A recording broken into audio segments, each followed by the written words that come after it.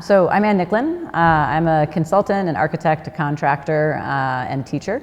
I run a company called Reuse Studio in Chicago, and I've had the great good fortune to work on reuse and deconstruction in a lot of different places. I first got into reuse and deconstruction because I became really fascinated with the contribution that people make to the materials that they handle. So right now we're in St. Paul, we're in the Landmark Center, and it's a gorgeous building. And it's one of those buildings where you can really see that individual hands formed this building. I'm sitting in a room of carved marble. I'm in a building of carved granite that was quarried in St. Cloud, Minnesota, and came down the river to make this building. So many people had a hand in this. And that, you feel it, you know? I mean, not to be hokey, but like you feel it. And that travels with those materials. And so for me, when I was first studying buildings and studying architecture school, I was living in this neighborhood. I was living in Red Hook, Brooklyn, and it was a really old neighborhood, and it had a lot of really old bricks, and it had a lot of really old buildings. And honestly, it just felt good. You would walk down these cobblestone streets paved in bricks and see these amazing kind of dry dock and shipping buildings, and they felt good. You would sit there and you could stand on a winter's day, and the sun had warmed the bricks, and you could stand with your back to the brick and kind of feel it, and it felt great. And so for me, I've always been chasing, as an architect, as a designer, just as a human in the world, how do we get better spaces to exist in? We all know those like unpleasant spaces, right? There's the dentist's office that's partly bad because you're anticipating the dentist, but it's also usually like it smells kind of funny, and the finishes aren't great, and the carpet's like not great, and it just doesn't like have a vibe. Though I think the fancy new dentists do have a vibe. But when you look at those old buildings, they've got a good vibe. They've got good bones. And those materials coming out, they carry that. And for me, they carry that feeling, but they also carry that respect. I have a lot of respect for workers. Like, I loved walking around Rome, and you could see buildings where they were designed to be covered in plaster, but instead the plaster had kind of fallen off over the years, and you could actually see where the bricklayers were at play. They created all these different patterns that weren't specifically designed. They just kind of played with the patterns. And you can see it a lot of times where people take pride in their work and they just kind of have fun. They enjoy it. And so I feel a real honor in being able to see and continue to preserve the work that people have put of themselves. You know, we work for a living, we work in our lives. Our lives are relatively short. How can we carry that on to continue to benefit our community? So for me, it's all about the people. And I've carried that through when I was the executive director of what was then Building Materials Reuse Association, is now Build Reuse, and spent a lot of my time talking to people, talking about reuse, talking about the people in reuse, putting together the first national deconstruction curriculum with a textbook, with lesson plans, with actually launching a credential so that more and more people could get the benefits of this industry.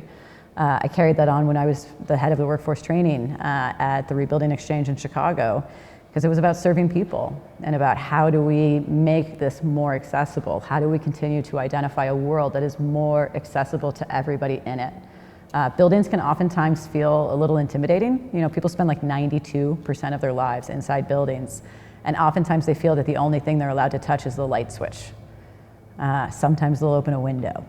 But the more that we can talk to folks about buildings, the more that we can talk about the materials, the more that we can talk about the reuse, about how many hands put this opportunity here in front of you, kind of the care that buildings can carry through the generations, the more that we can make that accessible to people, the more interactivity we get, the more engaged all of our communities are. So for me, coming to this conference, and at this point, I'd have to count. My first conference was in Madison in 2007, and I presented on the waste flows of a commercial project, the Yale Sculpture Building. Kieran Timberlake was the architect, and I was working for Atelier 10, the consultant, and it was like a really big deal that we got LEED Platinum and that we were able to recycle 75% of our construction and demolition waste, which now is, you know, kind of nothing. But 2007, that was my first one, and it was really cool because you walk into the room, and where I had encountered all this resistance at that time. You know, I would go into commercial spaces in New York and want to talk about reuse, and people were like, no, reuse is really cheap. Waste is really cheap. We can throw things away, and we can afford to throw things away, so we're going to. Energy is expensive. We'll talk about energy, and we'll only talk about energy. And then I came to this conference, And everybody was talking about materials, and only about materials. And people were talking about how to save materials, and people were showing off some of the amazing materials that they had saved.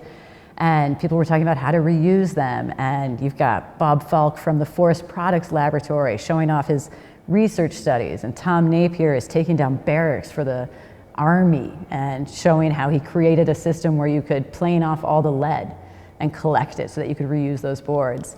And it just opened up this like whole wide world for me, right? It's like that moment that you lift up the log and you see all the ants and you're like, wow, they got a whole thing going there. And I was like, I'm an ant. I lifted up the log and I found my people. And it's been great, you know, and there's some people who are still here from that first conference. I think Diane Cohen was probably at that conference. I think Eric Kruger was at that conference, a few people. And now that was 2007, so almost 20 years later, I have not missed a conference. And I'm not sure I ever will, because there's really something extraordinary in being heard without having to explain yourself.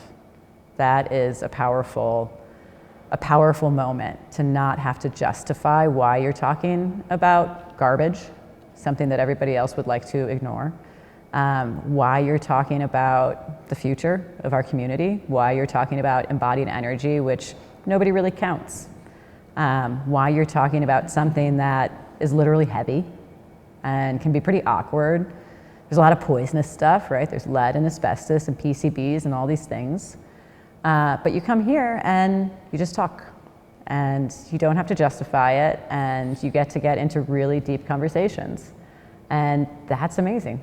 Part of it is the presentations and hearing about things you never heard of. So yesterday in the lunch line, I overheard, I was eavesdropping, and the folks behind me were talking about structural steel reuse. And I was amazed, because I remember a conference in 2011, maybe 2013, where a Canadian architect was talking about steel reuse and trying to get it off the ground, and he couldn't. And he eventually moved on with his career and did something else. And now, 15 years later, I hear these folks talking, and I tell them, hey, you got to look up this architect. He published his research, and it all gets connected. And it takes time. But I think the extraordinary thing is that, wow, things are happening, in a way that they just keep happening every year I come to this conference, and I get more and more blown away by the extraordinary things that people accomplish. And that, it's kind of a cheesy quote, right? It's, is it Jane Goodall? No, it's not Jane Goodall who does the quote of like, it just takes a group of dedicated people to change the world. I don't think it's Jane Goodall, but I can't think of who it is. But it's true, right? The world was built by people at work. The world will be deconstructed by people at work. The world will be rebuilt in what we hope is a better, more productive, more loving, and more gracious space by people who work hard. And this is a conference full of people who are working hard with joy, with affection, with care, and with great diligence, with great attention, and with a real commitment to share that information and to help everybody move forward at once. So anybody who's looking for good ideas, who's looking for inspiration, who's looking for, gosh, who would know how to do this? There is somebody here who knows how to do this, or who is willing to sit down and figure out, how do we make this work? This is a conference of people who get it done. This is a conference of people who get their hands dirty, and then go back and tell everybody else about it. So that thing that I had to figure out, you don't have to figure it out. Build on it, reuse it, borrow it, refigure it out. So that's kind of the folks that I think I would encourage to bring to this conference, is anybody who wants to build something amazing.